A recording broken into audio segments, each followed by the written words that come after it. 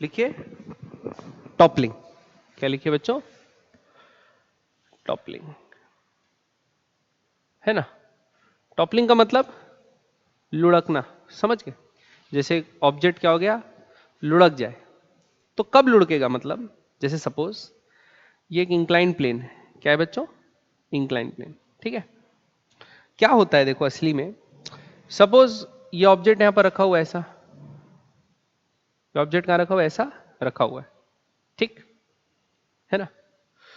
अब क्या होगा, एक फोर्स लगेगा इसको डाउनवर्ड, क्या, mg साइन थीटा। एक फोर्स इसको लगेगा इस तरफ, क्या, mg कॉस थीटा। क्लियर है? अब n को अभी मैं लगा नहीं रहा। वैसे अभी तक हम लोग क्या कर रहे थे, जनरली n को कहां लगाते थे, सिर्फ कहां पे, सरफेस पे लगा देते थे, है ना, कि सेंटर से पास होता हुआ सरफेस के परपेंडिकुलर। लेकिन अभी ऐसा नहीं होगा बच्चों। क्या होता है देखो, अभी एक फ्रिक्शन फोर्स, सपोज ये रफ सरफेस है, ये नीचे आना चाहता है, तो फ्रिक्शन लगेगा इस तरफ। क्या लगेगा? फ्रिक्शन। और ये मान के चलो ये सेंटर है ना। तो बताओ फ्रिक्शन क्या कोशिश करेगा, फ्रिक्शन ये कोशिश करेगा कि अबाउट सेंटर ये ऑब्जेक्ट क्या हो जाए, रोटेट हो जाए। टॉर्क प्रोड्यूस कर रहा है कि नहीं कर रहा है? फ्रिक्शन क्या प्रोड्यूस करे? टॉर्क। कितना प्रोड्यूस करेगा? फ्रिक्शन जो टॉर्क प्रोड्यूस करेगा वो करेगा F R into R. Suppose ये डिस्टेंस, परपेंडिकुलर डिस्टेंस इसकी कितनी है, आर, सेंटर ऑफ मास की डिस्टेंस, फोर्स।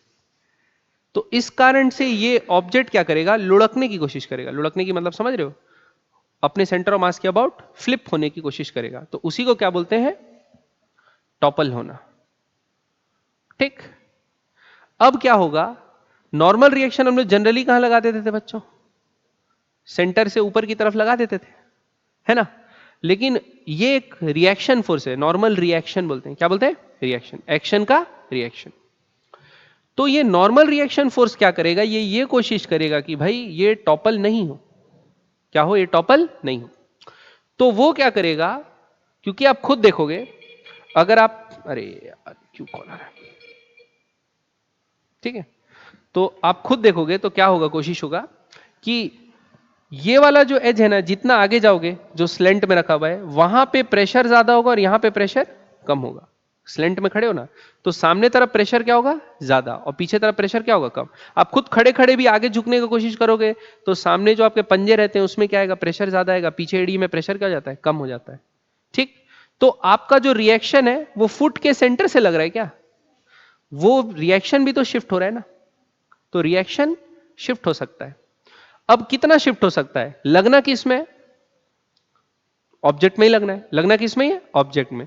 तो वो क्या होगा, वो सेंटर पे ना लग के थोड़ा सा क्या होगा, नीचे की तरफ शिफ्ट होगा। मैक्सिमम कितना शिफ्ट हो सकता है, एज तक, इससे इधर तो जा नहीं सकता। आ रही बात समझ में? तो वो इतना ही शिफ्ट होता है। सपोज वो कितना डिस्टेंस शिफ्ट हुआ, एक्स डिस्टेंस। कितना डिस्टेंस शिफ्ट हुआ बच्चों, सेंटर से एक्स डिस्टेंस शिफ्ट हुआ। तो देखो ये एन एक्स डिस्टेंस दूर है, परपेंडिकुलर डिस्टेंस दूर है सेंटर से। तो ये काउंटर टॉर्क प्रोड्यूस कर रहा है कि नहीं कर रहा है, जो फ्रिक्शन को काउंटर करने की कोशिश कर रहा है कि नहीं। और अगर F इंटू आर जो लग रहा है, फ्रिक्शन इंटू आर, वो नॉर्मल रिएक्शन इंटू एक्स के बराबर हो गया, तो आपका टॉपलिंग होगा नहीं। तो क्या होगा, नो टॉपलिंग। समझ में आया कि नहीं है बात? तो टॉपल जब होता है कोई ऑब्जेक्ट इंक्लाइन प्लेन में या ऐसे भी टॉपल हो रहा है, तो हम लोग को क्या ध्यान देना है बच्चों, कि फ्रिक्शन जो सरफेस के अलोंग फोर्स लग रहा है वो उसको किस तरफ घुमाने की, टॉपल करने की कोशिश कर रहा है, और आपका जो नॉर्मल रिएक्शन है उसी के हिसाब से फिर क्या होगा, शिफ्ट होगा, ताकि उसको टॉपल करा सके। आ रही बात समझ में? अगर सपोज ये सरफेस स्मूथ है, सरफेस क्या, इंक्लाइन प्लेन स्मूथ है, इसमें कोई फ्रिक्शन विक्शन लग ही नहीं रहा है, ये आपका एकदम स्मूथ है बच्चों, ठीक, स्मूथ। तो फ्रिक्शन फोर्स तो लग ही नहीं रहा है, तो सारी फोर्सेस ये भी इधर लग रही है, ये भी इधर लग रही है, तो नॉर्मल रिएक्शन को शिफ्ट होने की जरूरत है, क्योंकि अबाउट द सेंटर ही लग रहे हैं ना, mg cos theta mg sin theta, तो इसको शिफ्ट होने की जरूरत नहीं, ये ऐसे ही लगेगा।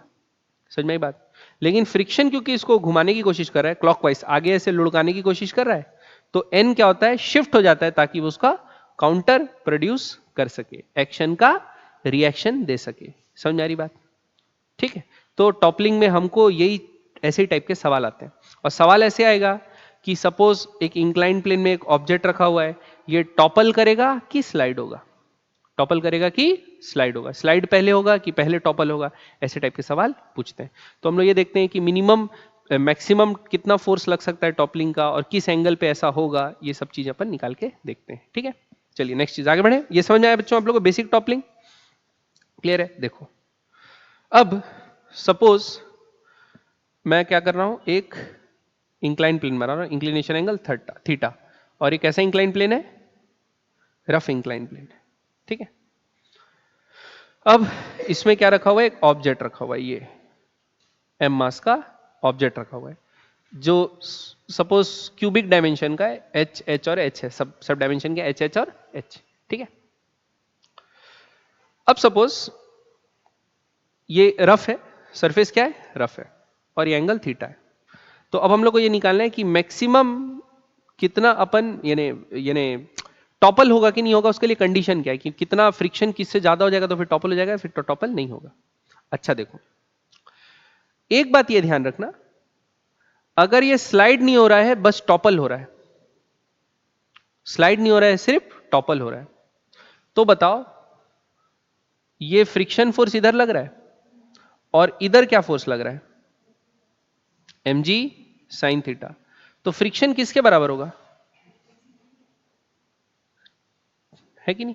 फ्रिक्शन किसके बराबर होगा, पर्टिकुलर एंगल थीटा पे mg sin थीटा के बराबर फ्रिक्शन लगेगा, तभी तो स्लाइड नहीं हो रहा है, तभी स्लाइड नहीं हो रहा है। अब ये एनजी साइन थीटा तो कोई टॉर्क प्रोड्यूस नहीं कर रहा है, लेकिन ये फ्रिक्शन टॉर्क प्रोड्यूस कर रहा है। कितना टॉर्क प्रोड्यूस कर रहा है, mg sine theta into H by two, क्योंकि परपेंडिकुलर डिस्टेंस फोर्स से कितनी हो जाएगी, h बाय टू, तो mg sine theta h by two, ये क्या प्रोड्यूस कर रहा है, फ्रिक्शन टॉर्क प्रोड्यूस कर रहा है। अब इस टॉर्क को कौन काउंटर करेगा, है ना, नॉर्मल रिएक्शन। अब डाउनवर्ड फोर्स क्या लग रहा है बताओ, तो n का वैल्यू क्या होगा, n का वैल्यू क्या होगा, mg cos थीटा, और सपोज वो शिफ्ट हो रहा है, मैक्सिमम कितना शिफ्ट हो सकता है, मैक्सिमम कितना शिफ्ट हो सकता है, h बाई टू शिफ्ट हो सकता है। ठीक है, या छोड़ो, अपन अभी मानते हैं कि x डिस्टेंस शिफ्ट हुआ, कितना डिस्टेंस शिफ्ट हुआ, x डिस्टेंस, कितना शिफ्ट हो ताकि टॉपल होने से रोक सके, तो क्या होगा, n का वैल्यू क्या लिखेंगे, mg cos theta into x, mg से mg कैंसल, mg से mg कैंसल, ये इधर आएगा तो क्या आएगा, tan थीटा बराबर 2x बाय h,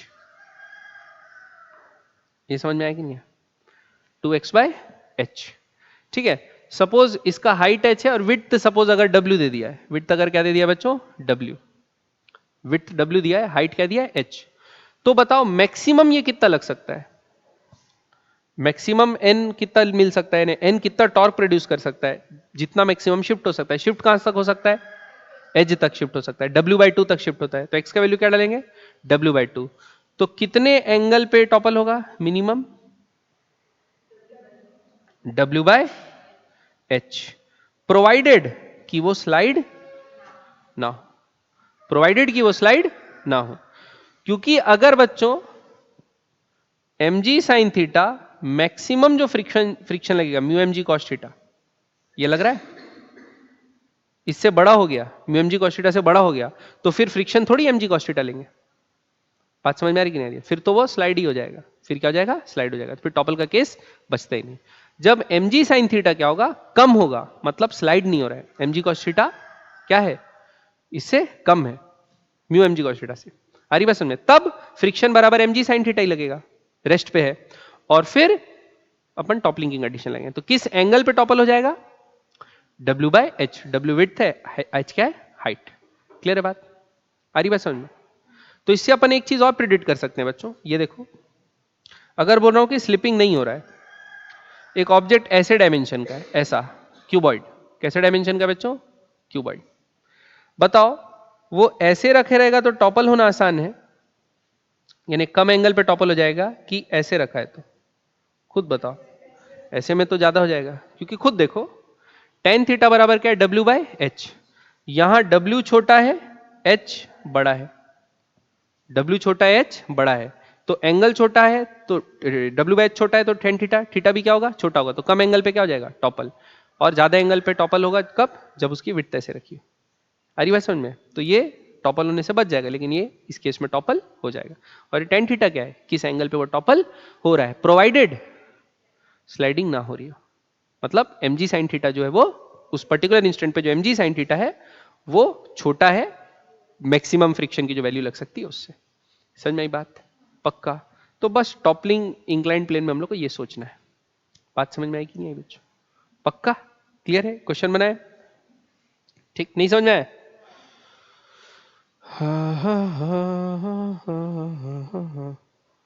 अच्छा, एक और केस, ऐसा केस लेते हैं। सपोज अब ये लगा हुआ है ऐसा ऐसा, ये ने इंक्लाइंड प्लेन में नहीं, नॉर्मल सीधा सीधा रखा हुआ है, हॉरिजॉन्टल सरफेस पे रखा हुआ है। और ये सरफेस क्या है? रफ है। सरफेस क्या है बच्चों? रफ है ना। कई बार होता है ना, जैसे एक बक्सा अलमारी है, सपोज अपने घर में अलमारी को अपन इधर उधर ढकेलते रहते हैं ना, घर में तो जानते हो चैन नहीं मिलता है अपने, ठीक है। जैसे घर में मम्मी लोग को चैन नहीं मिलता तो ढकेलते रहते अलमारी लोग, इधर कर दे उधर लगा दे यहाँ लगा दे, आईना नहीं दिख रहा, ऐसे टाइप को। देखो क्या होगा, सपोज ये अलमारी आपकी रखी है कबर्ड, आपको बोले इसको सरका दे। अब आप जानते हैं अलमारी का जो विड्थ है वो छोटा है, हाइट क्या है? बड़ी है। आप बताओ आप अलमारी को ऊपर से ढकेलोगे, अच्छा ऊपर से ढकेलो, नीचे से ढकेलो, बीच से ढकेलो, सब में अलमारी का एक्सीलरेशन तो सेम होगा, लेकिन आपको पता है ऊपर से ढकेलने में क्या हो सकता है? मूव होने से पहले अलमारी टॉपल हो सकती है। मूव होने से पहले अलमारी टॉपल हो सकती है। क्यों? सपोज आप फोर्स लगाए एफ, ठीक, तो फ्रिक्शन किधर लगेगा? पीछे। तो अबाउट सेंटर ये फोर्स भी क्लॉकवाइज इसको गोल घुमाने की कोशिश कर रहा है और फ्रिक्शन भी इसको गोल घुमाने की कोशिश कर रहा है। बात समझ आएगी नहीं? तो क्या होगा, ये टॉपल होने का चांसेस है, ठीक। और रोकेगा कौन? एन। एन आगे जाएगा, मैक्सिमम इतना दूर तक जा सकता है एन, और उसको रोकने की कोशिश करेगा। लेकिन क्योंकि अभी खुद बताओ डब्ल्यू और ये बड़ा है, तो ये वाली टॉर्क जो है F into H by two और friction into H by two ये ज्यादा होगी। और ये एन, एन किसके बराबर होता है? एम जी के बराबर होगा। तो एन ज्यादा खिसक जाएगा, तो ऐसा नहीं होगा। हाँ एकदम भारी है तो फिर तो ऊपर से ढकेलोगे, नीचे से ढकेलो, कोई फर्क नहीं पड़ता। हरी बात सुनना, लेकिन भारी भी होगा तो फ्रिक्शन भी तो ज्यादा होगा, क्योंकि कॉन्टेक्ट फोर्स ज्यादा हो जाएगी। बात समझ में आ रही कि नहीं आ रही? तो इसी केस को आप क्या करोगे, अलमारी को कहां से ढकेलने की कोशिश करोगे? बीच से ढकेलोगे। क्या से ढकेलोगे? बीच से। तो बीच से ढकेलोगे तो कम से कम ये तो होगा ना कि देखो जितना एफ लगा रहे हो उतना एफ आपको कौन दे रहा है? फ्रिक्शन दे रहा है, क्योंकि टॉपल होगा तो स्लाइडिंग से पहले ही हो रहा है, ठीक है। तो जितना एफ लगाए उतना एफ अपोजिट डायरेक्शन में लग गया। अब ये एफ क्या कर रहा है? इसको क्लॉकवाइज घुमाने की कोशिश कर रहा है, तो नॉर्मल रिएक्शन क्या हो गया? शिफ्ट हो गया और इसको एंटी क्लॉकवाइज घुमाने की कोशिश कर रहा है। और फोर्स जो एक्सटर्नल लग रही है उसके कारण तो, बात समझ आ रही है? और अगर स्मूथ है सरफेस, अगर सरफेस क्या है? स्मूथ, तो फिर फोर्स अगर आप सेंटर में लगा दिए तो कोई चांस ही नहीं है कि वो टॉपल हो। क्यों चांस नहीं है?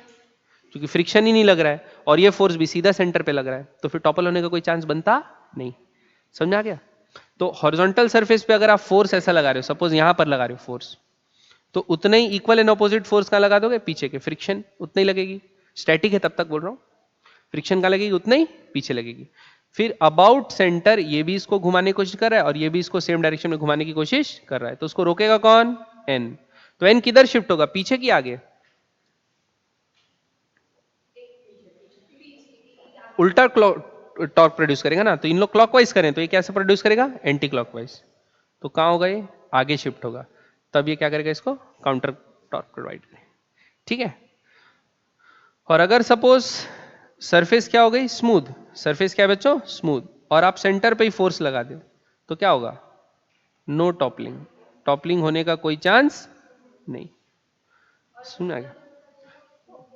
हाँ हाँ, ऊपर से धक्का दे तो फ्रिक्शन के कारण तो टॉर्क नहीं लगेगा, लेकिन ये एफ के कारण तो एक टॉर्क लग रहा है कि नहीं लग रहा है, तो उसको काउंटर कौन करेगा? एन। अगर कर लिया तो कर लिया, नहीं करा तो मूव तो होना चालू ही हो जाएगा, ठीक है। समझ में आया? पक्का? ऊपर से तो नहीं गया बच्चे लोग? नहीं समझ रहे हो?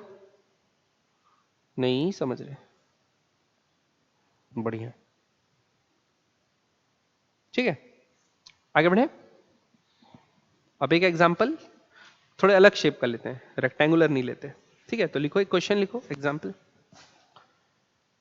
ये एक वो है क्या, बेस है, और बेस के ऊपर रखा हुआ है बच्चों एक क्या, इक्विलैटरल प्रिज्म टाइप का ऑब्जेक्ट रखा हुआ है। क्या रखा हुआ है? इक्विलैटरल प्रिज्म, है ना। और इसका लेंथ क्या है? L है, ठीक। और इसमें अपन फोर्स लगा रहे हैं F। क्या फोर्स लगा रहे हैं बच्चों? F। और जो ये रफ इनफ है, क्या है बच्चों? Rough enough. रफ इनफ ताकि स्लाइडिंग ना हो, रफ इनफ है ताकि स्लाइडिंग ना हो, ठीक। तो इसमें क्या लगेगा? फ्रिक्शन। क्या लगेगा बच्चों? फ्रिक्शन लगेगा, ठीक है। अब हमको ये निकालना है F का वैल्यू, F का minimum value for which it will topple the prism, topple the prism. लिखिए minimum value of F to topple the prism, ठीक है। ठीक, अब देखो, अभी रफ इनफ है तो स्लाइडिंग नहीं हो रहा, तो फ्री बॉडी डायग्राम बना लो। सबसे पहले क्या बना लो बच्चों? Free body diagram. तो फ्री बॉडी डायग्राम, F तो लग गया ऊपर में, दूसरा फोर्स कहां लगेगा? फ्रिक्शन। किधर? पीछे में। फ्रिक्शन की वैल्यू क्या होगी? क्यों F होगी? स्लाइडिंग नहीं हो रही, रफ इनफ है, तो जितना अप्लाइड फोर्स लग रहा है मूव कराने के लिए उतनी फ्रिक्शन लग रहा है, ठीक है। और N कहां लगेगी? हमको बोला है मिनिमम फोर्स निकालो, तो अगर कुछ टॉर्क प्रोड्यूस नहीं करना रहता तो ये तो यहीं लग जाती, लेकिन ये मैक्सिमम कितना शिफ्ट हो सकती है? तो यहीं तक शिफ्ट हो सकती है, इतना दूर तक ये काउंटर टॉर्क दे सकती है, N।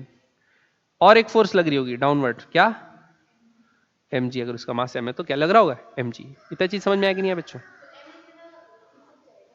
हाँ, खिसक सकता है ना। हाँ वही है ना, अपन अब खिसक गया है क्योंकि अपन मिनिमम फोर्स निकाले ना जिसमें टॉपल हो जाएगा, तो खिसक गया है ना। जितना भाई काउंटर कितना कर सकता है मैक्सिमम उतना ले लेते हैं, उसके बाद तो टॉपल हो गई, ठीक है। अब देखो, अब क्या करते हैं, देखो सब के कारण टॉर्क लिखते हैं अबाउट, अबाउट सेंटर। क्या लिखते हैं? About centre. तो क्या होता है? Force into perpendicular distance. तो ये बच्चों हो गया हाइपोटेनस, क्या बोलते हैं? हाइपोटेनस बोलता हूँ, क्या? ऑल्टीट्यूड। ऑल्टीट्यूड किस रेशियो में बढ़ता है? 2:1। बता दो जल्दी से, लेंथ कितनी कितनी होगी? नीचे वाली क्या होगी? L/√3। और ऊपर वाली यही होती है पक्का, L/√3 और 2L/√3, ठीक है। टोटल √3/2 होता है। टोटल क्या होगा? 60 डिग्री ना, ये 60 डिग्री और L है, तो ये कितना होगा? √3/2। तो 2/3 ऑफ √3/2L लेंगे और 1/3 ऑफ √3/2L लेंगे। तो ये क्या होगा? 1/2 √3 बचेगा शायद ना, नहीं 1/2 है ना, क्या है? 1/2 ऑफ √3/2 है। अरे 3 होगा ना नीचे, 1/3 ऑफ √3/2। तो ये √3 से कटेगा √3, तो क्या आएगा? 1/2 √3L। एक क्या बचेगा? 1/2 √3L, और एक L/√3। तो ये वाला बचेगा बच्चों L/√3। ऊपर वाला कितना बचेगा? ये बचेगा L/√3 और ये L/2 √3, ठीक है। समझ में? अब अपन क्या करते हैं, देखो टॉर्क लिखते हैं, सबके कारण क्या लिखते हैं? टॉर्क। तो F के कारण टॉर्क लिखते हैं, तो फोर्स F है और परपेंडिकुलर डिस्टेंस क्या है? पॉइंट ऑफ एप्लीकेशन से, सेंटर ऑफ मास से, ये डिस्टेंस। तो कितनी लेंगे ये वाली? L/√3। तो क्या होगा? FL/√3। अब बताओ ये कैसी टॉर्क है? क्लॉकवाइज की एंटी क्लॉकवाइज? क्लॉकवाइज टॉर्क है। फिर फ्रिक्शन के कारण, फ्रिक्शन भी कितना है? F है, और सेम टॉर्क किस डायरेक्शन में लगा रहे हैं अभी? क्लॉकवाइज। और force, line of action of force से परपेंडिकुलर डिस्टेंस कितनी है? L/2 √3, ठीक है। ये जो टॉर्क बना रहे हैं उनको रोकेगा कौन? Normal force. तो नॉर्मल फोर्स कितना है? N इंटू कितना मैक्सिमम मूव कर सकता है? L/2। समझ में आया? L का वैल्यू क्या होगा? N का वैल्यू क्या होगा? mg। mg के बराबर होगा। तो क्या लिखते हैं बच्चों यहां से? ये कितना हो जाएगा? ठीक है ना, क्या होगा? 3 FL/2 √3 बराबर M G L by two, two से टू गया, एल से एल गया, तो यहां से एफ बराबर कितना आया, ये 3 से कितना जाएगा, √3, तो क्या आया, एम जी बाय √3, लिख लो बच्चे। तो मिनिमम फोर्स कितनी होगी टॉपल कराने के लिए, एम जी बाय √3, तो एम जी बाय √3 फोर्स से क्या हो जाएगा, टॉपल हो जाएगा। क्लियर है, उससे बड़े लगा जाओगे तो होगा ही होगा, मिनिमम इतनी है, इससे कम में नहीं होगा, इससे कम में स्लाइड भी नहीं होगा, कुछ भी नहीं होगा, रफ इनफ बोल दिया है ना। ठीक है, समझ में आएगी नहीं है बच्चों, तो कैसे सॉल्व करना है ऐसे वाले क्वेश्चन, तो क्या करना है, सेंटर ऑफ मास मार्क कर लेना है, जो भी फोर्सेस हैं अप्लाई कर देना है, और अगर मिनिमम मैक्सिमम आपका वो पूछ दिया ने रेंज या मिनिमम मैक्सिमम, तो आप क्या करोगे, एन को जितना खिसका सकते हो उतना खिसका दोगे, एज तक ले जाओगे, कहां तक ले जाओगे, एज तक, और सॉल्व करोगे।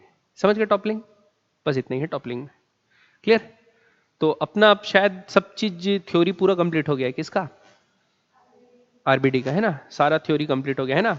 चालू कहां से किए याद रखो, एक बार बता रहा हूं, मोमेंट ऑफ इनर्शिया से। ठीक है, मोमेंट ऑफ इनर्शिया निकालना सीखें, फिर निकालना क्या सीखें बच्चों, टॉर्क, फिर एंगुलर मोमेंटम, ठीक, फिर एंगुलर मोमेंटम के बाद सेकंड लॉ, है ना, एनएलएम लगाना है, टॉर्क बराबर आई अल्फा। ठीक, फिर ये इसको अप्लाई करें अपन किस में, ट्रांसलेशन में, रोटेशन में, और ट्रांसलेशन प्लस रोटेशन में।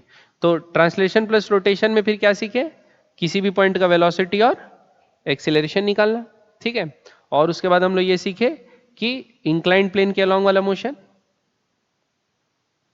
और क्या सीखे, टॉपलिंग अभी सीखे, है ना, और इसी का वो निकालना क्या, एंगुलर मोमेंटम निकालना, कंबाइन रोटेशन प्लस ट्रांसलेशन वाला। ठीक है, और इतनी चीजें अपन लोग, यानी इतने टूल्स अपने पास हैं, और क्या है, और कुछ छोटा तो नहीं। हाँ, और इसी में सेकंड लॉ में लगाए, और उसके बाद वो भी एंगुलर मोमेंटम के बाद जो वो भी सीखे, कलीजन, है ना, कलीजन और एंगुलर इंपल्स एक ही साथ लिखते हैं। ठीक है ना, कुछ चीज छूटा तो नहीं, कंजर्वेशन में, अब वो तो इसी कलीजन इसी में आ गया ना, ये कंजर्वेशन ऑफ एंगुलर मोमेंटम और एनर्जी। ठीक, कितना पार्ट एनर्जी इसको मिलेगा, कितना पार्ट टॉपलिंग को मिलेगा, इंक्लाइंड प्लेन वाले सब देखे थे ना, ये वाला। तो बस इतनी चीजों के अराउंड अपना क्वेश्चन बनेगा। ठीक है, तो हम लोग को क्या करना है, सवाल अब क्या करेंगे, बनाते जाएंगे। वैसे एग्जाम्पल देखें थ्योरी पढ़ते समय, लेकिन अब क्या करेंगे, एक्स्ट्रा सवाल बनाएंगे इससे रिलेटेड। ठीक है, ओके, तो आप लोग क्या करेंगे, रिवाइज करके रखेंगे इसको, एकदम याद करके रखेंगे। ठीक है, और जो डाउट है अभी मेरे से पूछ लो। ठीक है,